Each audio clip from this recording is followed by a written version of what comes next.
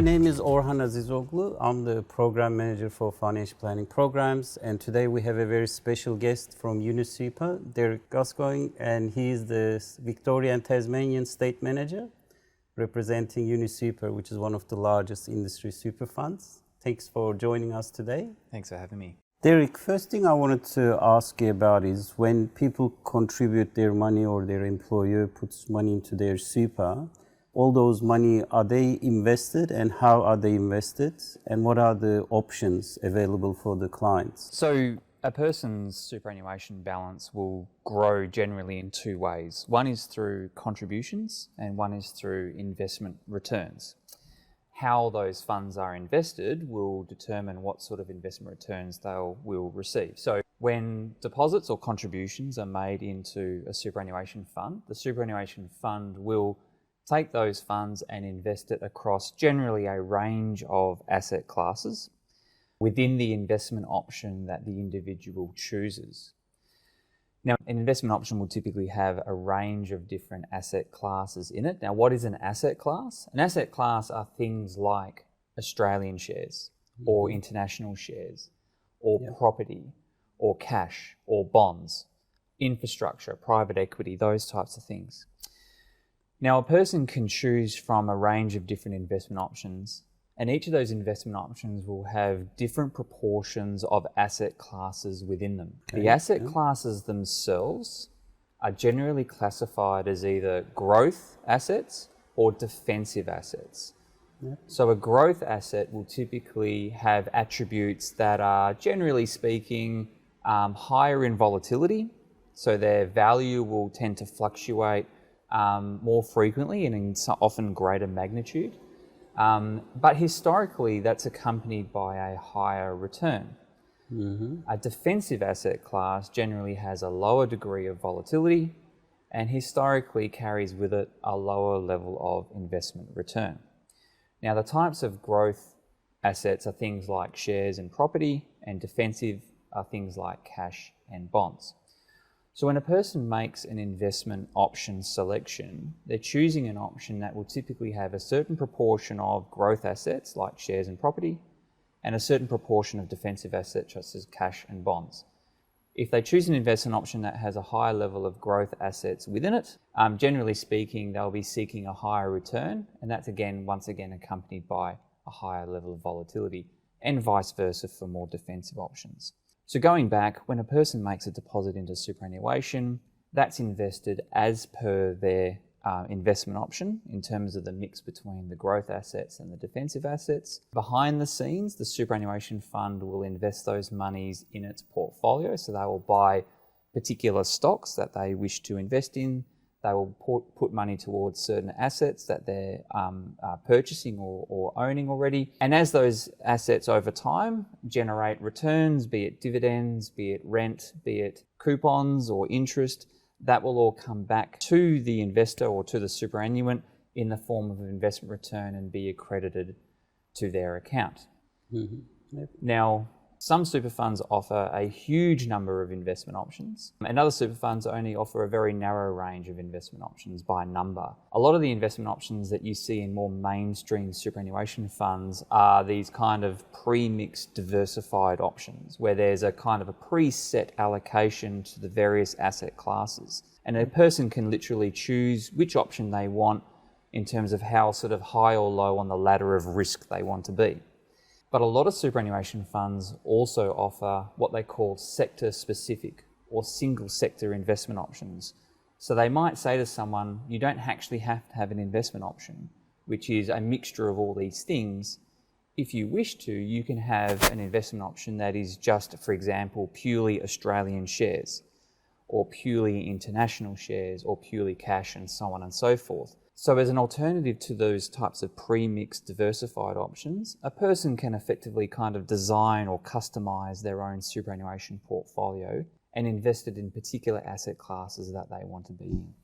Okay, variety of options. How about people who wants to invest in a socially responsible or ethical investments? Are there any options within the super? Yeah, there is. So this is very much an emerging theme, particularly over the last decade or so. the emergence of these sustainably themed investment options. And again, many super funds, but maybe not all, but certainly many super funds offer investment options that have a much stricter filter apply to the investment options and the underlying investments in respect of what they call ESG, which stands for environmental and social governance. So these types of options would seek to filter out companies that might, for example, be associated with tobacco or gambling or nuclear weapons or anything that might necessarily not meet that sort of stricter criteria and higher standards around environmental and social governance. So for those investors who want a sort of a stronger bent in relation to how they have those funds invested and want it to be more aligned with their personal values and outlook in terms of how they sort of perceive environmental and social issues, there are definitely options for those people to choose from in most superannuation settings. Are there any disadvantages with regards to fees relates to those options because it's a bit more niche, or maybe it's a small emerging market? Look, it does vary wildly. Some funds, their sustainable options may cost more to operate because of the type of assets that they hold. But that's not always the case. It actually is often the case that those funds can be cheaper to invest in as well. So it really Good to hear, so it really comes down to the type of superannuation fund you're in and the type of options they choose and the types of things that they elect to invest in as well, which will all determine ultimately what that fee is at the end of the day. And I assume also the high growth funds will have higher fees potentially compared to defensive funds. Would that be the case? Yeah, that's typically the case. So things like cash and bonds are largely set and forget, low maintenance type asset classes. So there's often much lower degrees of operating costs associated with them. But when you look at investment options that contain assets like international shares, where there's potentially higher trading costs, things like brokerage, and then you look at other asset classes such as property. So, a portfolio that contains a property asset, that property has, costs, it has insurance, it has rates, it has security, it has water, it has power, all those types of things. All those costs basically end up feeding back and being borne by the fund and subsequently the investor themselves. Great, thank you very much. We've learned a lot about the investment options that clients can actually choose within Super. No problem, thank you. I'd like to go on to the next topic now. We also hear a lot about people needing to take insurances. So what are the availability within Super that clients can actually take insurances and what type of insurance policies they're eligible? Insurance is a very important safety net for many people. We know that life doesn't always go according to plan. So it's always good to have, some sort of backup plan in place. The good news, I think, for most Australians is that superannuation typically provides a very accessible and very affordable way to be able to put these types of insurance safety nets in place. Okay. Now, there's 4 main pillars of insurance in Australia. It's death or life insurance, if you will, insurance for if you're permanently disabled, insurance if you're temporarily disabled, which is also called income protection or sometimes salary continuance, and a 4th type of cover, which is called trauma cover or often called critical illness cover. Okay. Now, the first 3 types of cover are all available within superannuation and able to be held within a superannuation fund. The 4th type of cover, trauma cover, is not, so I won't touch upon that in this discussion. But certainly for most people, they are able to access death cover, total and permanent or TPD cover through their superannuation and also income protection. And what these are designed to do is essentially, again, provide a sum of funds, either in the form of a lump sum or an ongoing income stream to people who incur an insurable event. So the classic example is a member of a superannuation fund passes away. They have a certain amount of lump sum cover in their account that insures them for death. Upon their death, that sum of cover is paid to their beneficiaries, be it their spouse or partner or their family or what have you. In cases where someone is disabled to the point that they can't work ever again, they may be able to be paid generally a lump sum payment for what we call TPD, or total and permanent disablement, as well. And that sum of money can be used to help pay for their ongoing medical expenses, or to perhaps help clear their debt, or to help replace their income over the intervening years between when they became disabled and when they might have ordinarily retired. Now, for people who are temporarily disabled, so injured or ill to the point that they're not permanently disabled, but perhaps not able to work for an extended period of time, a superannuation fund may offer them what's called income protection insurance. So what this will aim to do is, after that person typically exhausts their sick leave and other benefits sometimes, it will continue to pay them a certain percentage of their salary for a certain period of time. And within that time, it is obviously hoped that that person is able to recover their health and are actually able to return to work. And all these covers are optional, or is it standard automatic covers? So for most super funds, the cover is optional, so a person doesn't have to have it. A lot of times when someone joins a superannuation fund, these types of insurances are actually provided by default. And it's up to the individual then to sort of opt out of having that insurance. Okay. So they need to make sure that they choose the level of cover they want, as well as whether they want those insurances within super. My next question then be, why should they take those insurances through super versus taking them out as a standalone policies outside super? Yeah, look, there's a couple of reasons. I think, if you have, there's nothing to stop someone from walking through the front door of an insurance company provider and taking out like a life policy. But when they're paying for that policy, they're paying it out of their after-tax pay, their take-home pay, their hip pocket, so to speak, as well. So for individuals who have, they're a bit tight in terms of cash flow, that might become problematic. Whereas having superannuation held within insurance held through a superannuation fund, the premiums, the cost of that cover is actually funded out of the account balance and the person's contributions. So they don't necessarily see the impact on their personal cash flow and cash holdings. Instead, they're using superannuation money to cover the cost of those premiums, which obviously might help them manage some cash flow issues. Okay, so it's still payable, but it's paid through their super savings instead of their own cash flows, where they could be paying off their mortgage or using for their living expenses. Exactly.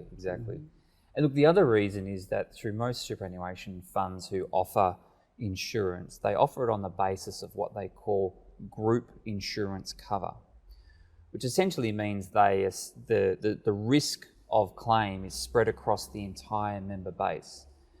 Typically speaking, group insurance through a superannuation fund is a cheaper form of insurance than an individual going off to obtain individual-based and assessed cover from say an external insurer. Okay. So there might be an efficiency there. It's not always the case, but it is generally the case. And is it tax deductible within super, the premiums paid versus outside super? It is. So there is some of the premiums are absolutely. There's a tax benefit here, I suppose, that the money in superannuation has, generally speaking, only been taxed at 15%, whereas the money in someone's bank account might have been taxed at a higher personal rate than that. So the purchasing power, I suppose, of the money in superannuation that's used to pay for premiums is probably just a little bit more powerful than paying for it for oneself. And then there is some tax deductibility relief available to those premiums within a superannuation account as well, which makes it a very efficient and very cash flow friendly way to actually hold this important safety net. Right. And when it comes to making a claim, are there any differences having insurance in super or outside super? Will they be able to access it?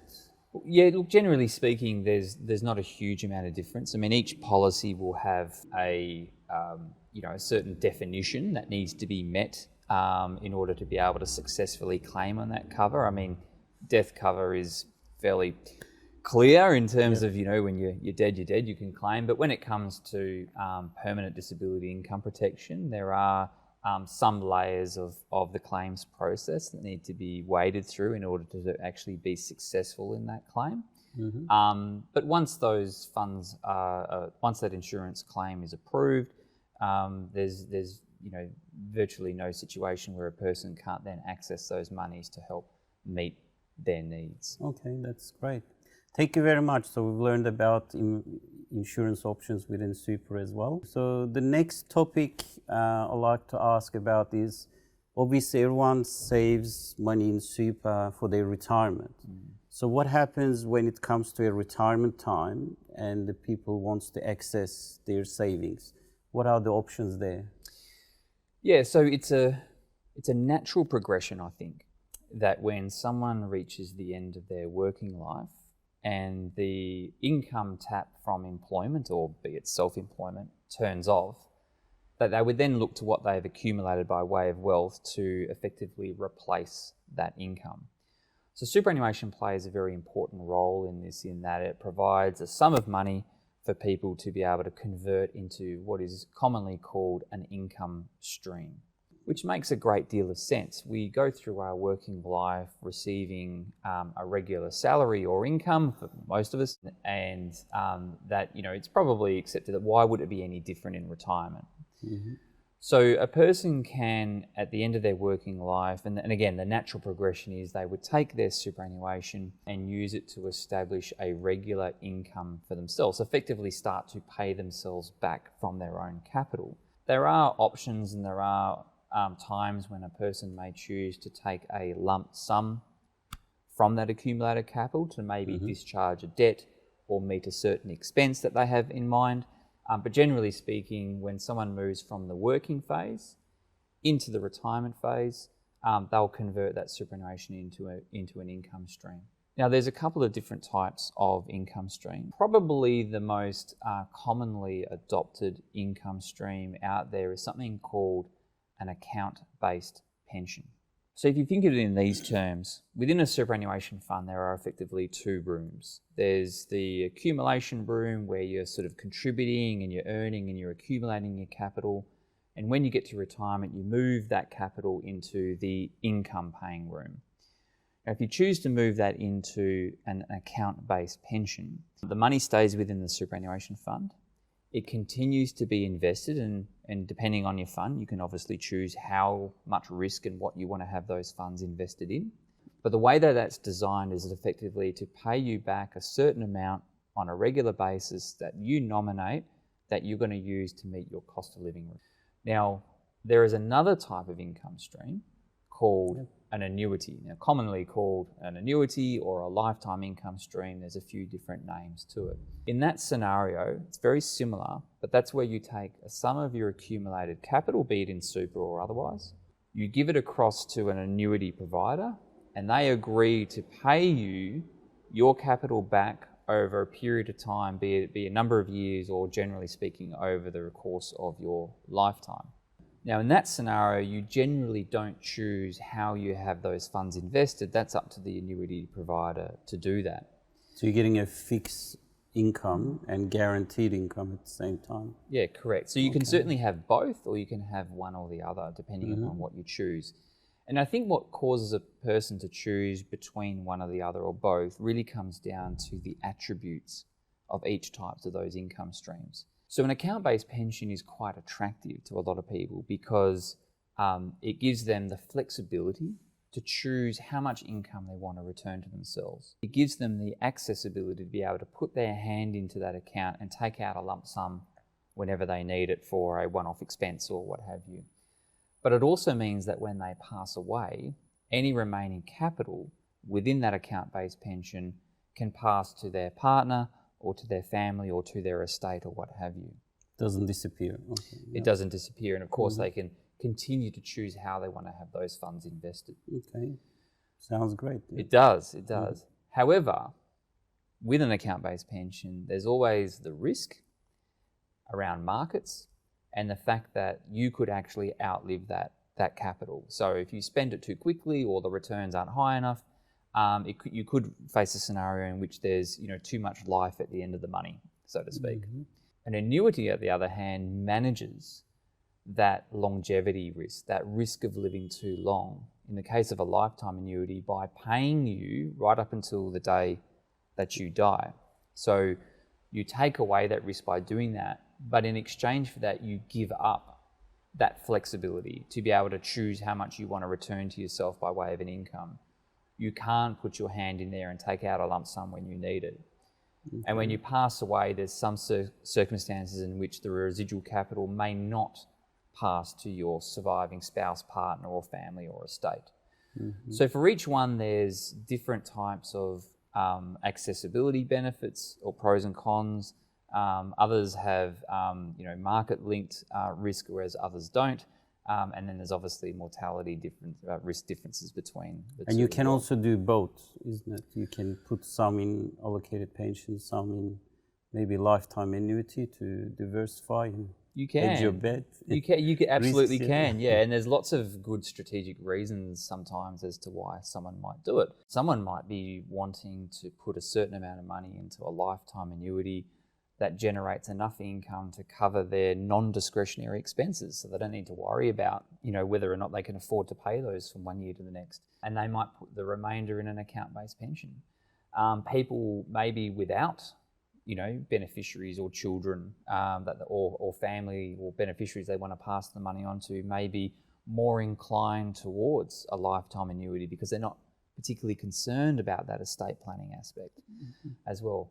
But there's also social security reasons as to why you might blend both of those types of income streams, because the age pension in Australia is means tested.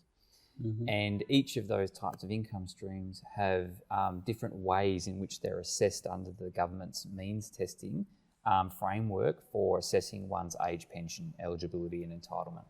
Okay, great.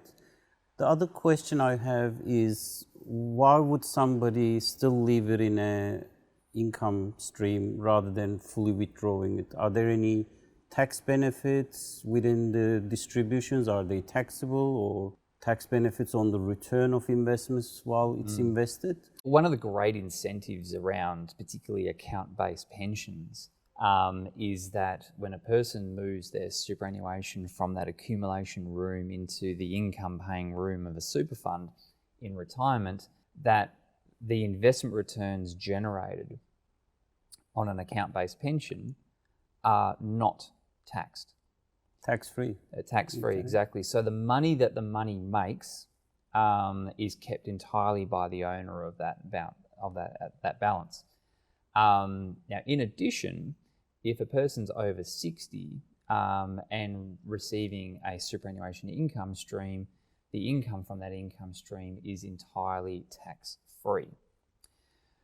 So take into account a completely tax-free investment environment on the balance of funds held in a superannuation income stream. Completely tax-free income makes that a very, very enticing proposition for people to consider when they're thinking about how they're going to deploy their accumulated superannuation in retirement. Sounds great. It's even better than the super phase, because while it's in super, the returns are still taxed, even though it's 15% maximum rate. Exactly. But the pension phase, you pay no tax whatsoever. Exactly. Which is great. Thank you very much. So we've learned a lot about the pension phase as well. I'd like to go on to the next topic now. Obviously, we know that employer makes contributions on behalf of their staff and employees into super. But apart from that, there are other ways to top up your retirement savings. And we hear about concessional and non-concessional contributions a lot. Would you be able to explain us a little bit? One of the ways in which a superannuation account balance grows is through deposits, or contributions is the more commonly known phrase. And like exactly what you said, there are two different types, if you like, of contributions that can be made into superannuation. So you've already mentioned, for example, the compulsory superannuation that a working person in Australia receives, which is called the superannuation guarantee, which is currently at 10.5% of pay and legislated to grow to 12% over the coming years. So that's an example of a contribution into superannuation that is known as a concessional contribution. And I think the name comes from the notion that contributions into superannuation are concessionally taxed. Okay. So the superannuation guarantee contributions that go into our superannuation are taxed at 15%, which is clearly a more concessional rate than the rate that we pay on the remainder of our income, generally speaking. Now, you rightly said that that's not the only way in which a person can grow their superannuation, and that a person can choose to make contributions outside of these superannuation guarantee contributions that an employer is obligated to make for us. Also sitting under the concessional contribution umbrella are other types of contributions such as salary sacrifice. So that is a contribution that you make from your salary or wage on a pre or before tax basis that goes into your superannuation fund and also attracts that concessional tax rate of 15% as well, as opposed to being taxed at your marginal rate, which could be potentially 30% or higher, depending upon how much you earn. An individual can also put a personal sum of money into super, say from their bank account or what have you, into their superannuation and also claim it as a personal tax deduction. And that's known as a personal deductible contribution, which again can attract that 15% concessional tax rate. That's more for the self-employed. Yeah, look, it was absolutely almost exclusively used by the self-employed cohort for such a long time. But just in the last few years, the government have kind of eased the legislation around that a bit and has actually allowed people who might be in, let's call it ordinary employment, make additional contributions to their superannuation And still make the as claim. deductible. Exactly, that's right. So all those contributions that are classed as concessional contributions, however, are subject to a cap, an annual cap. So there's effectively a limit that the government impose on how much concessional contributions can be made into superannuation and receive that concessional tax treatment. And the current cap for all people is $27,500. And the expectation is that that will grow marginally and gradually over the years with indexation. And does that include your employer contributions as well, that cap? It does. So it includes the superannuation guarantee or mandated employer contributions, anything you do by way of salary sacrifice, and also any personal deductible contributions that you claim as well. So you need to be careful then, seeing how much more room there's left and then make that contribution. Exactly. So it is possible for someone to exceed the cap. And when they do, it's certainly not the end of the world. So generally what happens is any amount contributed as a concessional contribution in excess of the cap, an individual will simply pay the tax on that excess amount at the same rate as what they otherwise would had they not put it into superannuation and simply taken it home as income in the first place. So there's no real penalty as such if they exceed the cap, depending upon most people's circumstances. Now, there are not only concessional contributions, but you also mentioned non-concessional contributions as well. So this is another type of contribution that can be made to help grow one's superannuation balance. So a non-concessional contribution is a personal contribution made by the individual from personal resources. So a simple example is someone who has a certain amount of money in the bank account and they decide to deposit that into superannuation. Now the main difference is that a non-concessional contribution is not taxed upon deposit into superannuation. With the view being that for that money to have got to that person's bank account in the first place, it would have had to have been had tax paid on it at some stage. So to avoid that contribution being effectively double taxed, it gets identified upon receipt as a personal contribution from personal resources and subsequently not taxed again upon deposit into superannuation. Now the limit on those types of contributions is significantly more generous. Okay. And the current annual limit that applies to non-concessional contributions per individual is $110,000 a year. But an individual also has the ability to bring forward 2 years worth of that non-concessional contribution limit and make potentially a contribution up to as much as $330,000. Wow. Now, that might come in handy in situations where, for example, a person has sold an asset and they're seeking to put a large amount of the proceeds of the sale of that asset into superannuation. They might have inherited some funds or potentially, won Tats Lotto and put that money in. But either way, it does allow them to build superannuation beyond just their employer and salary sacrifice contributions as well. Now, there are times when a person cannot make a non-concessional contributions, such as when their total superannuation balance, which is effectively the aggregate value of all their superannuation, exceeds 1.7 million. They're not able to make non-concessional contributions, but for most people there's some scope to be able to do that. But they're always, of course, better off checking with either the ATO or their financial advisor to see what they can and can't do in those situations. Okay, great. So concessional is pre-tax money, non-concessional is after-tax money going into super, and all the investments are taxed at lower rates, so in long term potentially gives better retirement savings for investors. It's a real double whammy in a good way. You're putting money into superannuation that is taxed at generally speaking, a significantly lower rate than what an individual might pay, plus whatever money that money earns is also being taxed at a much lower rate than what an individual might pay if they're investing that money outside of super just in their own name. So it does make it a very attractive and obviously very favourably viewed concessional tax investment environment to work in. And what are the disadvantages? Let's say you change your mind and you need the money. Is there any restrictions with those contributions? There is. So one of the things that that people always need to be aware of is that contributions into superannuation are subject to something called preservation. So it simply means once that money goes into superannuation, it has to stay in there until one meets a condition of release. And a condition of release is, generally speaking, ceasing employment after age 60 or reaching your preservation age, reaching age 65, death or permanent disability or even terminal illness. So particularly for younger investors, need to be thinking about if they have money to invest in putting into superannuation, they're potentially putting it out of arm's reach for potentially quite some time. However, it will depend upon what their circumstances are as to whether or not that's an appropriate course of action to do or not. So you're getting all these tax incentives, and the idea is to keep it for retirement. So that's right, exactly. Okay, thank you very much.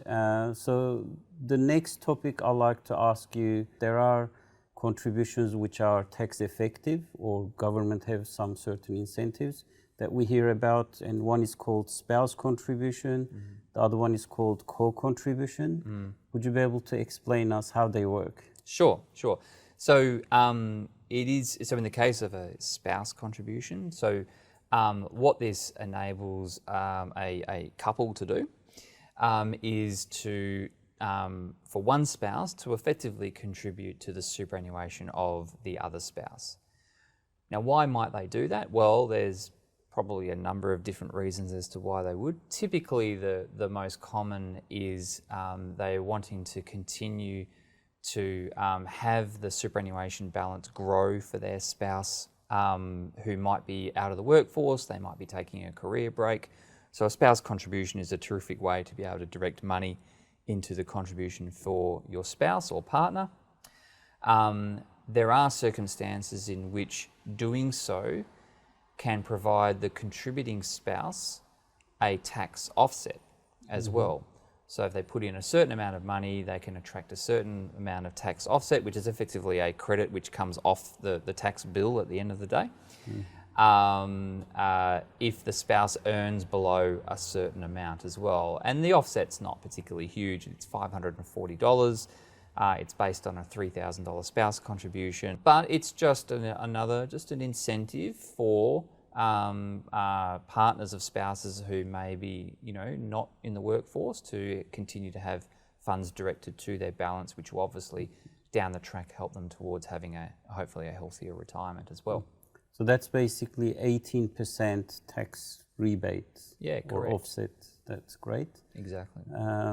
And the other contribution, which we hear is co-contribution strategy. That's right. Yeah. So this is again an incentive for people on lower incomes to help personally contribute to and grow their superannuation.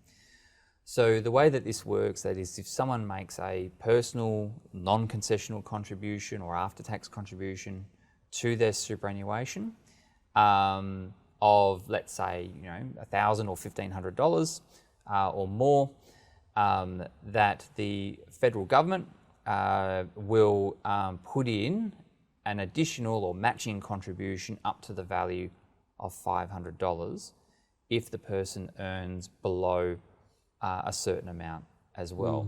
And generally that amount's not particularly large, but again, what this enables people to do who, through having a lower income, might not necessarily be able to grow their superannuation as fast as what other people will, have a kind of like an extra boost, if you like, from the government to help sort of keep their superannuation moving upwards. So basically, if you're earning less than $40,000, if you put $1,000 after-tax contribution, government matches it with 50% of that contribution and puts $500 as well.